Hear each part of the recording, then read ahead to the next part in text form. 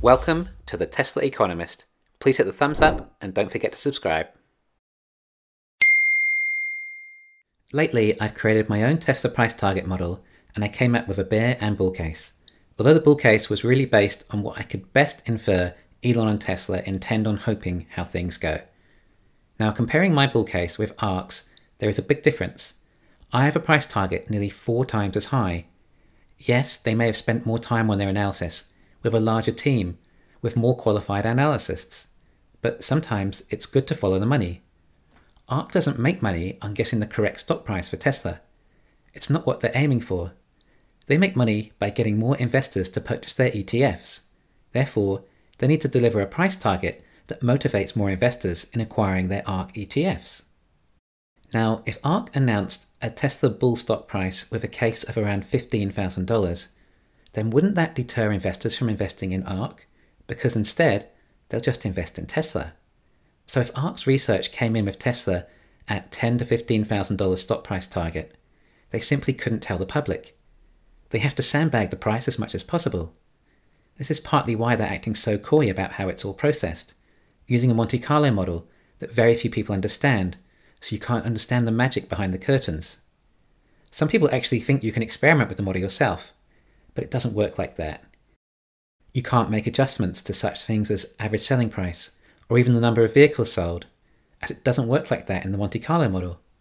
However, the strange thing is you seem to be able to edit the average gross margin, yet gross margin is also a column in the Monte Carlo simulation too, so I don't understand how the rest of the model could therefore be relevant, if we can adjust certain column values arbitrarily without assigning the correct probability.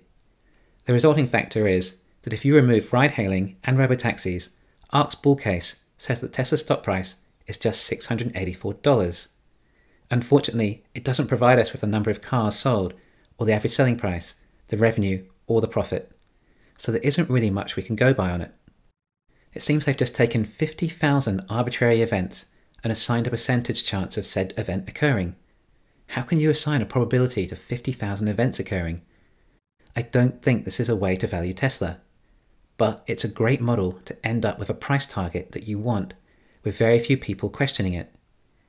Even as much as ARK sandbagged the price, and with a bull case only 1,000 more than their likely case, they couldn't even bring themselves to give out the price if you included energy, because instantly it doubles the price. For the bull case, they had to reduce the average price of cars so dramatically that they randomly decided to introduce a brand new car that sells for $15,000. And decided this would be their best-selling car. ARK keeps a balanced portfolio. They don't let their Tesla holdings get too bloated in the portfolio. So when Tesla's stock price rises, they literally have to sell off shares. And a rule in investing is, don't sell your winners. Although it would appear ARK are changing their position on that, and it sounds like they may expand their weighting on the portfolio. It simply conflicts with their business model too much to tell the truth. If their model has Tesla above $10,000 a share, they would have started with target numbers to make it the most believable so that people would buy their ETFs, and found a model that fits in with that. Although it appeared that even that was too difficult, which is why they decided to cut out energy. We think that ARK is our friend because they're in full support of our investment in Tesla and tell us good news about how much money we're going to make, as if they're looking out for our Tesla investment. But it's obviously all a sales technique to get people to buy their ETFs. Sure, they still have the highest price target on the street, and it's great publicity for them. Cathie Wood has done an outstanding job on picking stocks for the ETF, and is clearly an incredibly bright lady. I've had friends buy ARK's ETFs just by my suggestions. But just remember who and what they really are. I think it's unethical to not report a more accurate model, a model people can follow and properly edit themselves to the numbers their research tells them. And yes, you can change the model as much as you like, and go through 50,000 various simulations and adjust them yourself to something you feel believable.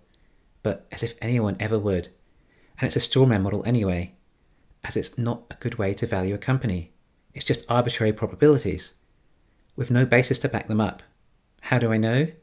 Well, how can anyone physically assign a probability to 50,000 different events? It's impossible. But it sure sounds impressive and professional. If they're as good at investing as you think, they're likely equally as good at business and sales, so are capable of convincing you to buy their ETFs. And although I may not have worked on Wall Street as a stock analyst, I did spend 6 years at university studying business, economics, finance, and marketing. It definitely teaches you a thing or two. Now, Ron Barron of Barron Capital actually let Tesla run to something like 70% of their holdings, and they were right to do so. They've now recently sold off a reasonable chunk of that, but Ron Barron knew Tesla was such a winner, they were not willing to adjust their portfolio. On the other hand, Ron is also saying Tesla will only be around $2,000 in 2030, yet he also kept all his personal holdings. Adam Smith, the most famous economist in history, basically attributed to the founding of the subject itself.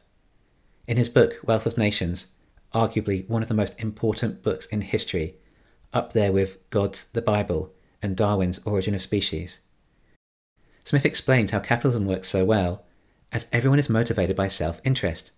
They will naturally do what is best for them. Now, this is not the same as greed or selfishness, but it explains why capitalism creates a better standard of living than socialism. So what's my self-interest here in my price target? Well, you might think I want to achieve more subscribers. So wouldn't I benefit most from being accurate on all my estimates?